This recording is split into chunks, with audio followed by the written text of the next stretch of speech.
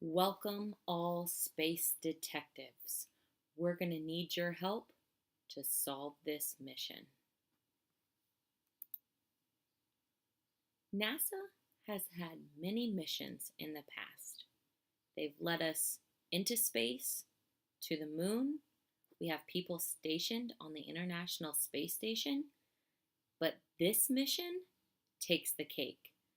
NASA has never seen anything like Mission Cougar Crusades. Listen to the details closely because we're going to need your help. As a child, Mrs. Diem dreamed of going into space. So when she learned of a contest that would send a team of 7 teachers into space for a month, she was thrilled. Mrs. Diem asked everyone at MIS if they would join her. Mr. Holt, Mrs. Tilley, Mrs. Heller, Mrs. Jocelyn, Mrs. Hall, and Mr. Gilman were the only teachers to respond. 9 months after submitting their video, Mrs. Diem learned that the MIS team had won the contest. The teachers were immediately whisked off to the NASA Space Center in Houston, Texas, to begin their training. When they arrived, the teachers were told that they would be the first team of teachers to dock at the International Space Station to teach children across the United States about space.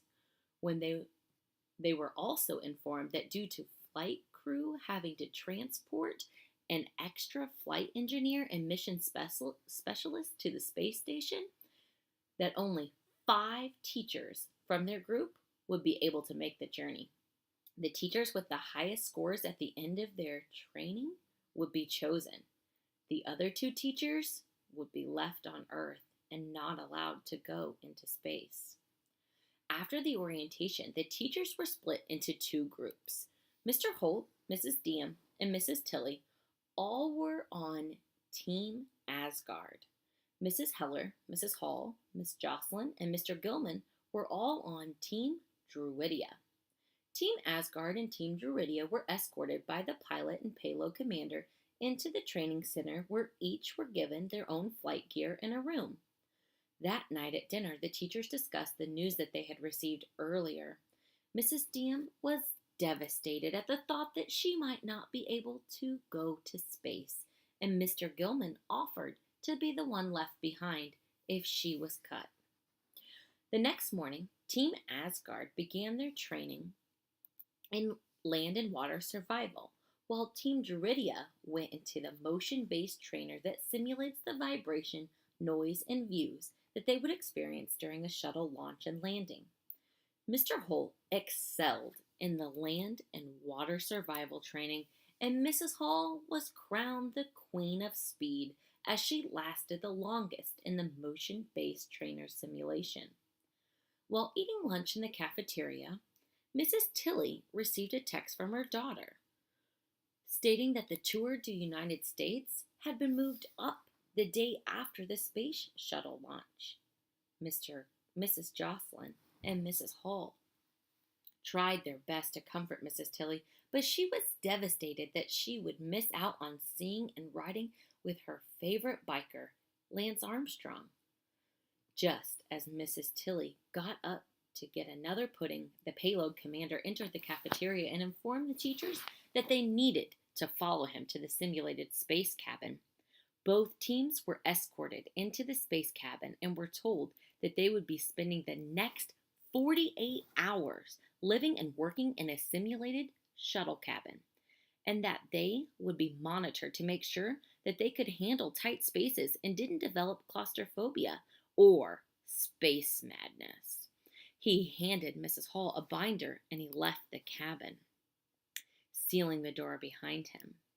Mrs. Hall opened the official binder and began reading the page that told them what each button and lever did. Mr. Gilman then began pushing the buttons on the wall closest to him. One of the buttons made the radio play, which caused Miss Jocelyn to break into a dance, and another made the beds pop out of the wall, hitting Mrs. Heller and Mrs. Diem in the head. Mrs. Hall told Mr. Gilman that he needed to stop pushing buttons until he read the manual so that he didn't cause any more problems. Grumbling, Mr. Gilman walked over to the chair and sat down. Mrs. Hall suggested that they begin their first practice broadcast and asked who wanted to present their lesson first. Miss Jocelyn jumped up and down at the chance to begin setting up the materials for her lesson.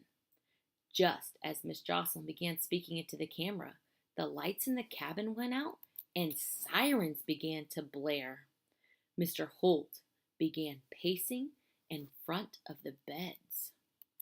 Over the intercom, the teachers heard the NASA Mission Control Officer say, "Someone has activated the emergency evacuation system.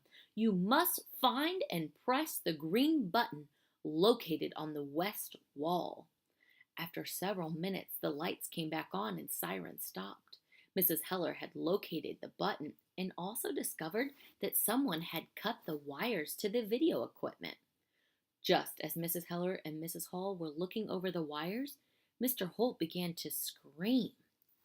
Everyone turned to find Mr. Holt running in circles, screaming, "The ceiling is too close! I'm being squashed!"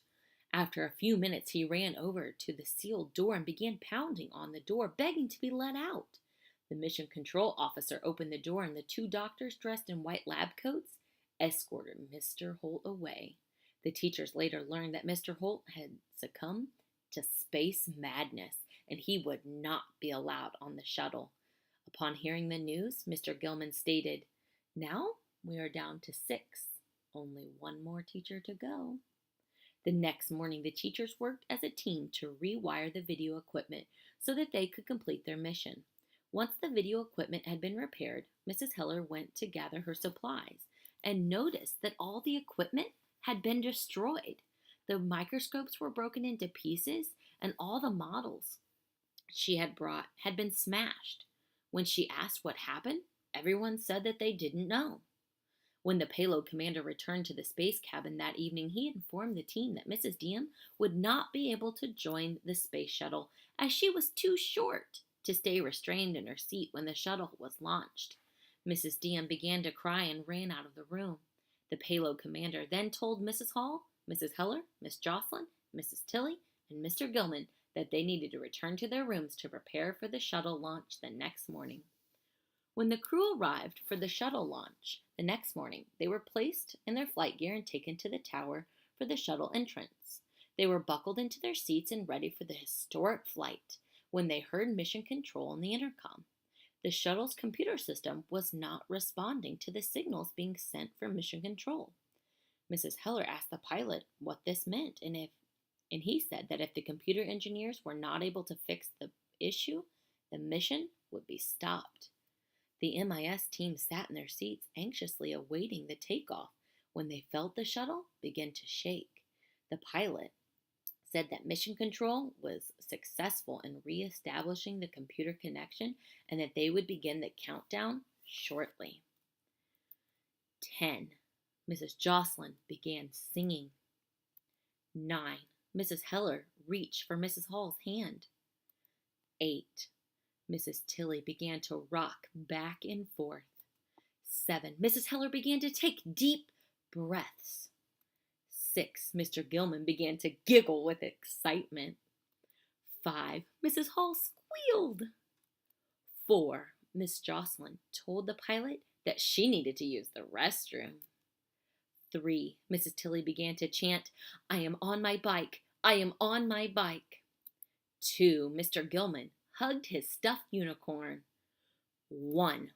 They all screamed as the shuttle sirens went off and smoke filled the cabin.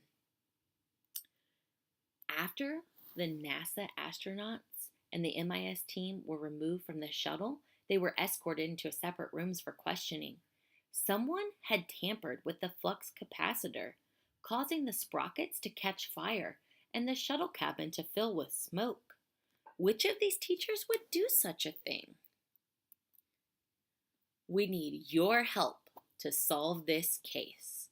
Your mission is to collect all 7 teachers' alibis. We know that one of these 7 teachers had access to the wiring in the shuttle between 8 p.m. and 10 p.m. There's video surveillance of one person entering the shuttle wearing a blue hoodie. Once you collect all 7 alibis, you will read through them to determine who you think sabotaged the mission. Move quickly, we can't let them get away with this.